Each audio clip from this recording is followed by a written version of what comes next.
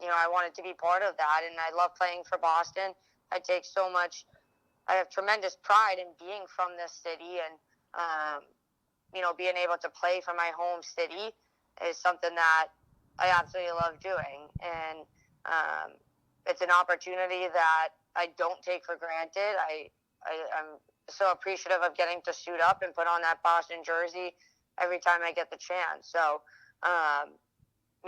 like, to come full circle, I love playing hockey, and I love having the opportunity to be a role model or to impact the younger generations.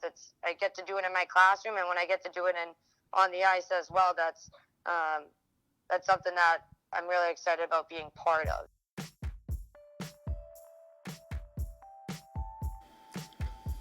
Hello, women's hockey fans. Welcome to another episode of the Founding Four podcast. We are in all kinds of variations of isolation, social distancing. For those of you maybe who traveled or unfortunately are not feeling well, quarantine, I do hope that everyone listening is in good health and good spirits. Hopefully here at the Founding Four podcast, we can spread some of the love for, each other as hockey fans, and of course the love of the good old hockey game, as I've heard it said and sung, but specifically on the women's side. The Founding Four podcast is an independent women's hockey podcast, and we are back with our series, The Original 8. This episode, very excited to share this episode with you. Our guest on the podcast today, just one of the most prepared people perhaps I've ever had the pleasure of watching. And in the interview, you'll hear that Jillian Dempsey, captain of the Boston Pride, she mentions another very prepared athlete who unfortunately passed earlier this year, one Kobe Bryant. And Kobe Bryant once said, "Confidence comes from preparation." And Jillian Dempsey, she's a top 3 goal scorer in the NWHL. Shout out to the Statsman, aka Murphy, just Murphy. That, of course, is my former co-host, Mike Murphy, at Dig Deep BSB. Jillian Dempsey is the all-time leading goal scorer in the NWHL. She has 46 goals. Right on her tail, Madison Packer with 42 goals, both members of the Original 8. Just wanted to give a little shout out to Mike Murphy, the great stats work that he's doing. Obviously a friend of the pod, founder of the Founding Four podcast. Anyway, back to Jillian Dempsey. Co-MVP, leading goal scorer, captain of the Boston Pride, and our guest as we continue our series, The Original 8. I'm speaking to all of the 8 players that have played in the NWHL for all 5 of its seasons. Jillian Dempsey has been with the Boston Pride all 5 seasons and is awaiting her chance at another Isabel Cup championship. She will talk about winning the Isabel Cup with the Boston Pride in the 2015-16 season. Of course, Denna Lang was her teammate on that Boston team. That team really rallied around Denna, who was injured at the Outdoor Classic. But we also talk, as I do with all of the Original 8, about playing against some of the other women who've been in the league for 5 years. And Jillian, again, in a Mamba mentality moment, she talks about appreciating the process. And I see that. I see that in the way Jillian plays. I see that in the way she respects the game. Not just the game, but she respects her opponents by giving her all on the ice, but also by studying her opponents. And she does that by giving some great insight on some of the other players in the league. I really enjoyed this conversation with Dempsey, and I'm glad to present it to you now. So without further ado, as we continue the Original 8 series, here's my interview with Boston Pride captain and Massachusetts native, Jillian Dempsey.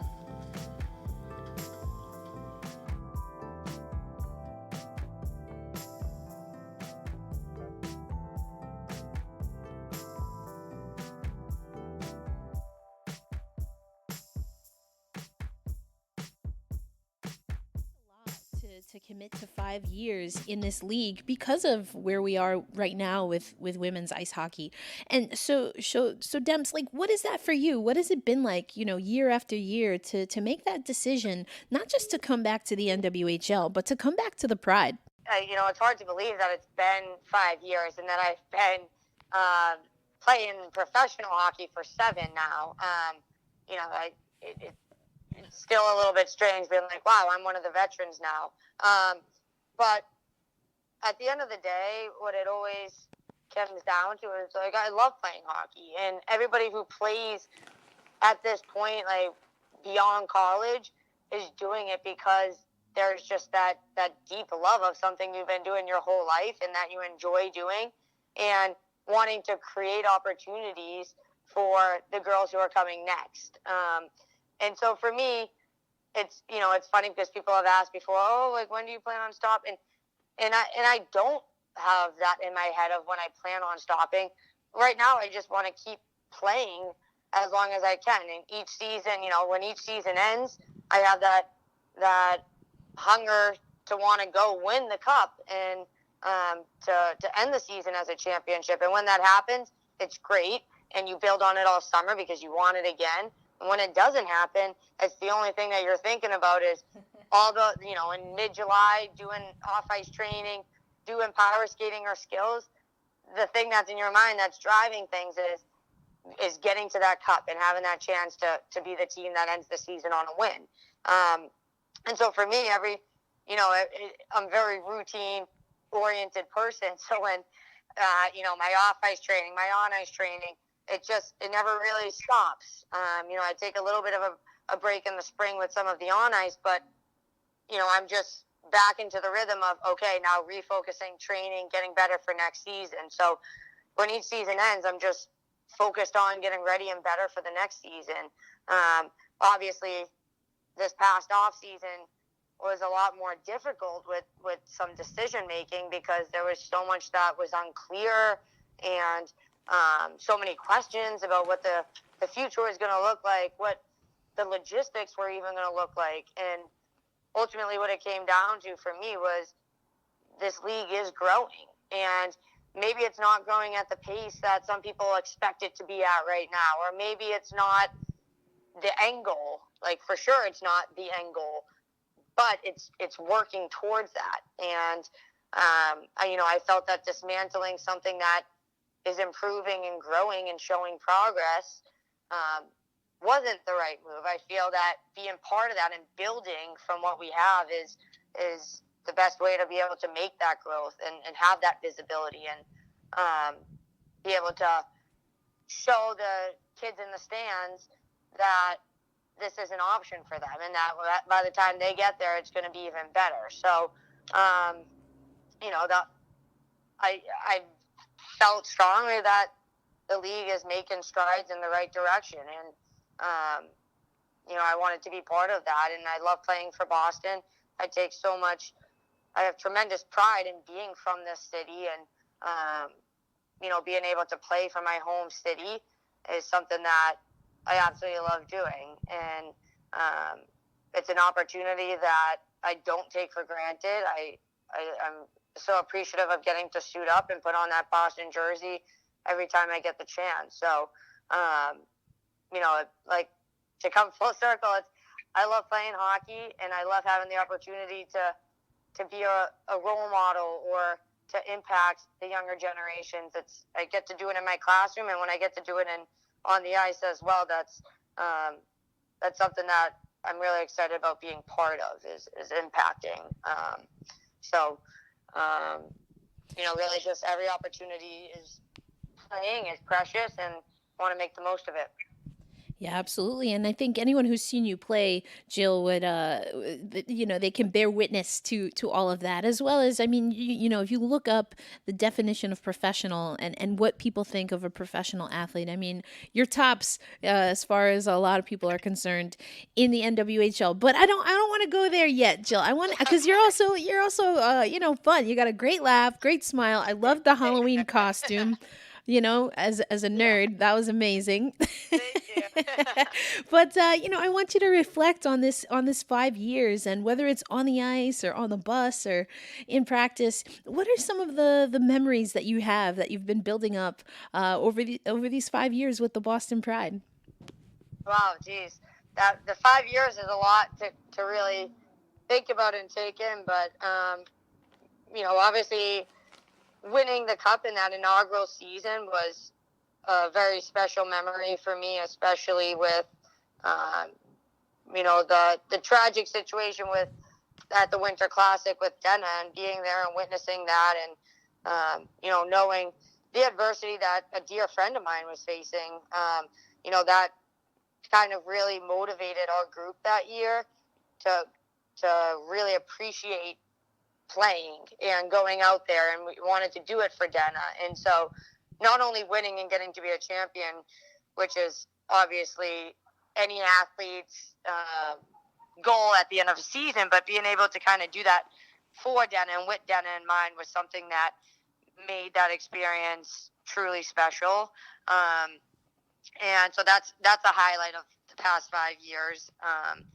And every single year there's memories with different teammates, and as much as I can recount so many of the on ice moments, because I'm one of those people who you can say, oh, this game, I could tell you an exact goal or an exact play, or something that somebody did out there, blocked a shot, made a great defensive play. Like, those things really stick with me. But the memories of being on the bus or being in the locker room with the group and really just kind of enjoying the company and enjoying the experience is what, most athletes will say they remember most from their times playing. So this season has really been a great combination of both of that, where the on-ice success has been such a blast, and we're finding it, and it's memorable, putting the puck in the net, being part of goal huddles. That's always the best, being in the celebration, but also just being off the ice. And this past weekend, coach hooked us up with being able to watch the Rangers game. I saw that. in a Nice. couple of suites, because he spent 3 seasons as a New York Ranger. And we're on our way from Bridgeport to New York City, and Tori Sullivan, who is one of the goofballs on our team, she's a riot. She has this massive speaker that she just brings everywhere. Like, comes on the plane. Like, it's, when I tell you it's massive, it's almost like too big to put up on your shoulder, and it's heavy, and it's just, she brings it everywhere.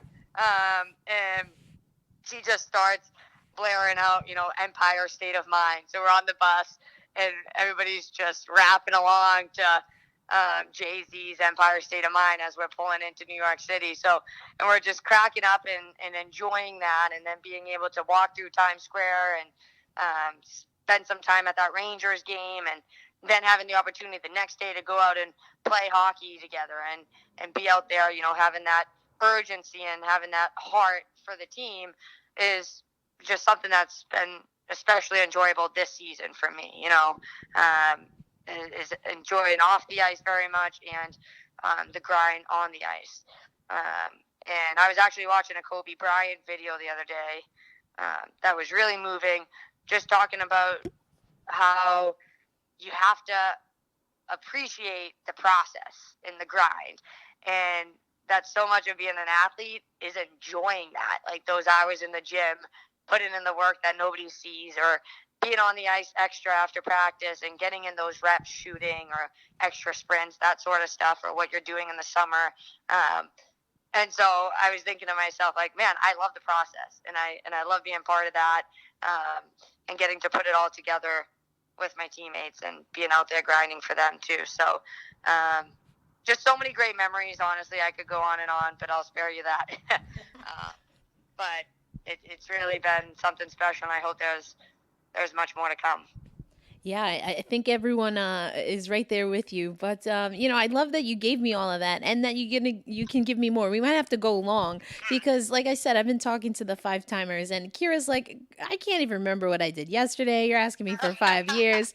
I'm like, Kira, come on, the folks want to know. But going off of going off of that, I've also been asking all of the players that have been in the league since the beginning, the founders, inaugural members, to talk about the other 8 players that have been here since the beginning. And so I'm going to do it a little different though, Demps. So Okay. I'm going to ask you to talk about players that you have not played on a team with. So only players that you've played against your opposition. So Kira would count. Obviously, Madison Packer would count.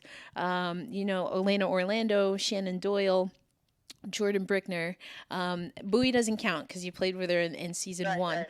But when you think of those players, again, your opponents that have been on the ice, you've been grinding it out against them for 5 years. What stands out to you about all of them? Any of them individually? What do you remember since you got that great memory? What do you remember about some of those battles? Well, it's funny because I actually did play with Kira for the Blades.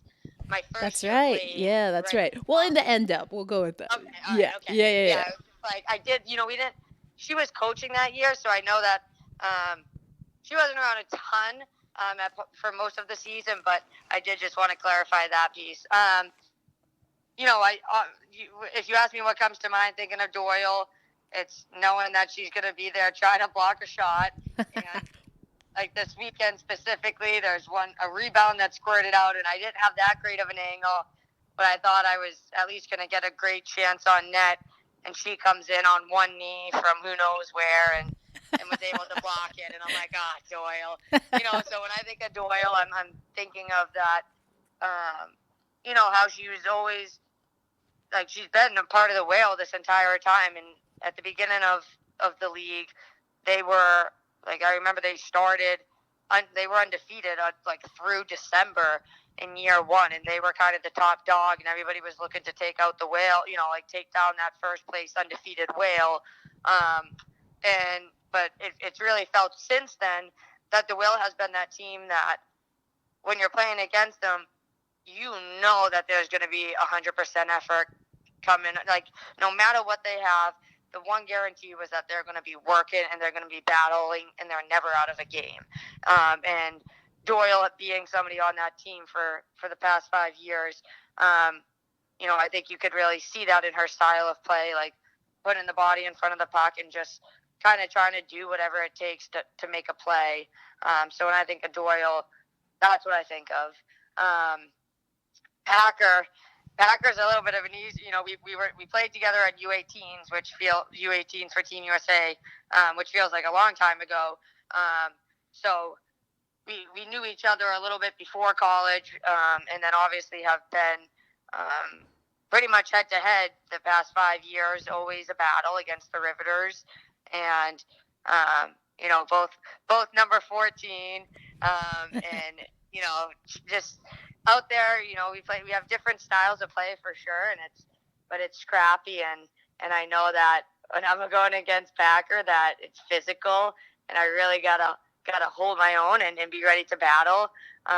There's a funny image that I think it was Michelle J, captured in year one where my body is horizontal to the ice because I was battling with Packer, and she just got the better end of it, and I was in the air because she was so powerful and strong, and she knocked me over. Not pumped about that part, but there's a funny image that kind of captures that, and she's one of those players who plays tough and plays gritty, and gets into those dirty areas of the ice, but also gets beautiful goals with like a toe drag and a snipe top shelf, and she really has that duality and does both. So when I'm on the ice against her, I try not to give her a lot of space and make sure she doesn't have time and space to make a play, because she's somebody who would capitalize on that. So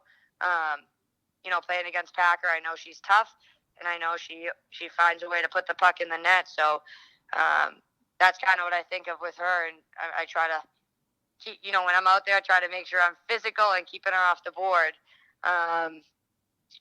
Let's see, Orlando. Funny because one of my I don't know her very well, and I don't really I don't have a ton of memories of interacting with her on the ice much, but there was a year, I want to say season 3, where there was kind of a bench clearing brawl when we were playing at the Whale.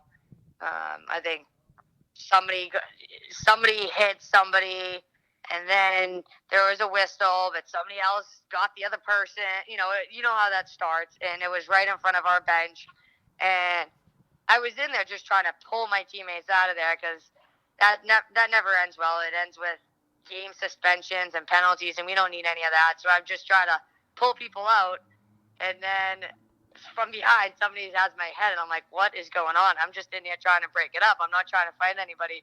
And it ended up being Orlando. So that's kind of my rare memory of Orlando. That sounds up to par. She doesn't play around with those scrums. Yeah, it was, and I think it might have been one in. She was Riveter season 1, right? Oh yeah, that's what I was thinking about. Yeah. And then there was definitely a scrum there where I know Getty was in it, and I tried to get in between to make sure fists weren't going to be thrown, and I think I ended up getting hit by one. And I'm like, I'm just trying to break it up. That seems I should know better than going in there, but I like to go in there to be there for my teammates, but I'm not going to be throwing anything, just trying to calm everything down and separate. Yeah. But I definitely remember her being part of that too. So my memories with her involve some kind of brawl, but she's out there battling and she's going to play tough. And same thing, she was part of the Whale for a while now, and definitely not going to give us an inch. Going to be battling till the last whistle. So that's kind of what I think of with Orlando. I think there's kind of this mutual understanding among all of us, and some of the other players who have been playing, maybe not all 5 seasons, but several of those seasons. There's kind of this understanding of what that grind is like, what they're putting in, because competing professionally, obviously most people have their job and their career during the day, and I love mine, so I love that I get to do both. Having to choose one would be tough because I love both, and I want to, it's great that I have the opportunity to be able to balance and do teaching and playing hockey, because I really enjoy both facets of what takes up most of my time, so but there is that you're put in after the work day, you have workout, and you have to make sure that you're training to be ready to go and to be keeping up your speed and your strength and explosiveness, and then you have practices during the week that are usually at night. So I think a word that gets thrown around a lot is sacrifice, and really being consistently putting in that work, because it's not just you show up for practice or you show up for the game. It's it's a lot of so much of what happens when you're not at the rink for practice. What are you doing to get yourself ready in the gym off the ice? What are you doing with the stick handling ball, or on extra ice sessions working on your shooting and your stick handling and your skating? So there's so many they say success is like an iceberg, where there's so much below the surface that you don't see with what people are putting in. And I've said before, so many of my teammates, they joke around with me and they call me a hardo and whatever.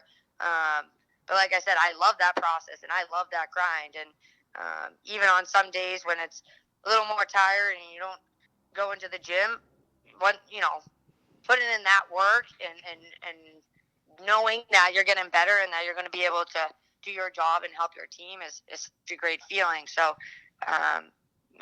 those girls have been doing it now for 5 seasons, and balancing whatever other job and commute and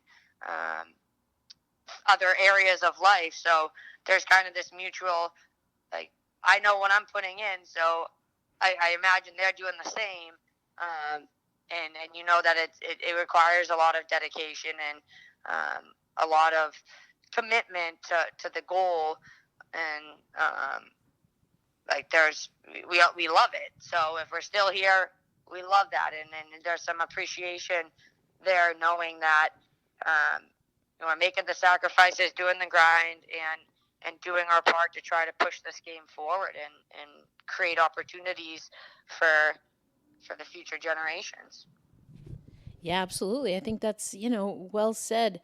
And there's kind of this motto that's going around this year with the NWHL. It's like, earn it, prove it. And kind of what you just said, I think it lends itself to that motto. But I want to think now, Dempsey, and then we'll transition to the other conversation. But, if you think about the next 5 years of the NWHL. And I'm going to ask you to kind of look into the future, get your crystal ball or whatever. But, what are your hopes for the next 5 years of the NWHL, for the Boston Pride? And then, do you see yourself, or in what role do you see yourself in that next 5 years as we, in the future get ready for 10 seasons?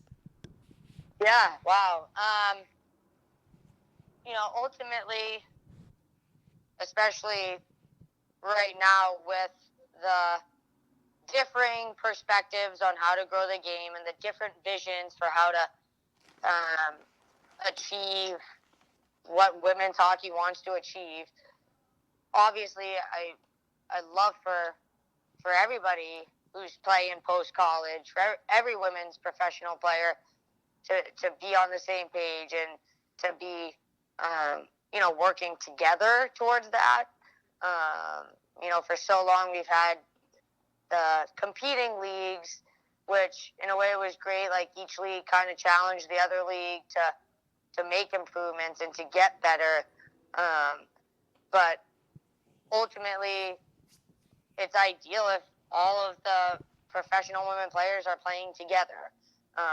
So first and foremost, it'd be great in the next 5 years to really make the growth that some people who don't feel the NWHL is doing, like to make that growth that will make them want to be part of it again, or part of it, period. So that we have everybody playing together. That's something that would be great to see. And expansion is something that would be exciting. I wouldn't say immediately, because I think if it's too immediate, then it might, it might be too much at once, kind of a thing. So I think making sure that we're continuing to get those supporters and investors, and solidifying those fan bases that already are there, but that in the next couple of years really expanding to a different market that's ready for women's hockey, and that will be thrilled to have a team there, and we'll be ready to support it. But so I think expansion is definitely on the horizon. I don't know where. There's people have thrown around Pittsburgh or DC or another Midwest team, hopefully Canadian teams at some point. But have an expansion to make this, add more teams and increase the number of games. It would also be something that I'd love to see develop over the next 5 years. And geez, it's hard to think about where I personally will be in 5 years. And honestly, I hope I'm still getting to play. I hope I'm still competing at a level where I'm doing well out there. I want to make sure that I'm bringing that intensity and still having that, that fire to be out there. And if you ask me today, of course I'm going to be playing in 5 years. That's just kind of where my mindset is when I think about playing. I don't think about the day that I'm not. I just think about, of course I'm playing next year. Of course. I just keep playing because I love it, and that fire still burns. So, I guess I would hopefully still be playing and, being able to lead this Boston Pride organization and hopefully have a handful of Isabel Cups under the belt. I think this season with Miles, our new ownership has really tried to set the standard for what's possible with teams being privately owned. I know in the past there was Pagula, and that was so exciting to see that. Obviously, it's disappointing that they're no longer part of it, but the hopes are that people who are really in it for the long run and who have true investment, like whether they have daughters or are somehow connected to the game themselves, like that is going to be that real deep connection that they're going to be fully invested when they have that connection. Like Miles has a couple daughters who play, and I think that it's great because he's obviously helping to kind of create what their future can be. And we've enjoyed this season so much with having that ownership, and obviously it's awesome if each club can be privately owned and experience some of those great benefits of having somebody owning the organization. So 5 years down the line, I'd say a handful of new teams, some Canadian, and just other markets, still be out there leading the Boston Pride and having some championships to go with that, and continuing to build opportunities and the learn to play programs that we have with Boston Bruins right now, have those grow so that we can really be out there in the community doing skills over the off season and some in season, and really just kind of solidifying that community outreach, and really reaching out across the state to get more girls into hockey and to raise the level at which they're competing. But it'll be exciting to see where it goes. That's just kind of, if I envision it, that's the direction I see it going. And with those sorts of additions and with that growth, obviously, I would think that the revenue improves, and the broadcast of games, maybe getting on some local channels, like especially like in Massachusetts, Nesson would be awesome. And with that increase in the revenue and with the investors and more support that's coming in and that continued growth, an increase in player salaries, but that's kind of all the stuff that I think would grow with the other areas growing, if that makes sense. Kind of a long-winded answer, but it's great. I think that's how I'd like to see some of those things improve, and just build. Yeah, I think that's great. Stick taps to all of that, and in 5 years you'll be well under the age of 42. So whether it's an emergency backup goalie or Char in Boston, I think you still got some time. Yeah, I think Tom Brady and Chara. There you go. They really set the standard for athletes competing in Boston. So there you go. Yep, something in that water, I guess.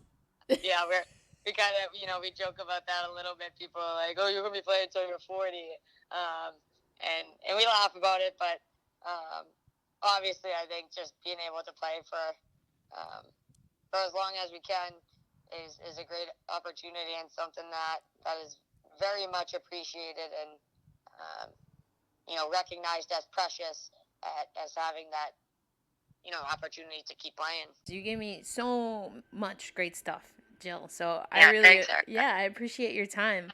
I know you're finishing up after work, so I as always, I appreciate you. I appreciate your time and your thoughts. Likewise, and thank you for all the coverage you do for our sport and for us. Of course.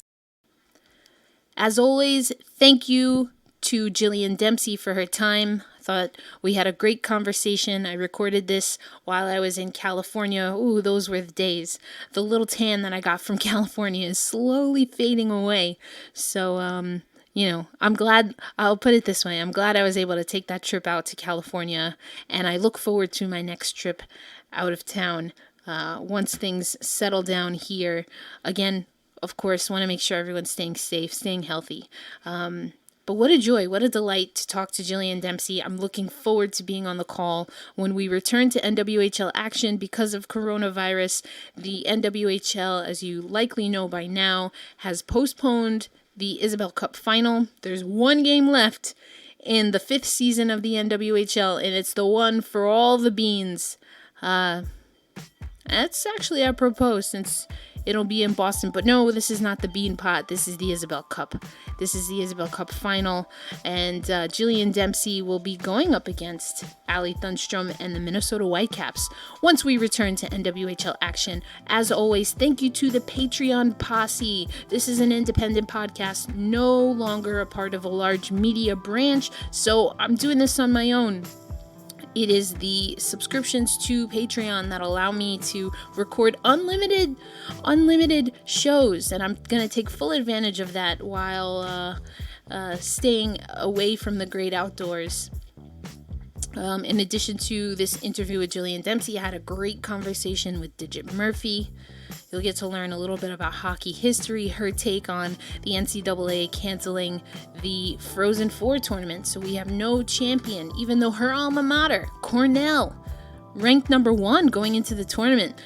But we also talk about the progress, or lack thereof, at times in women's sports. Digit Murphy is a great mind, period, but especially when it comes to women in sport.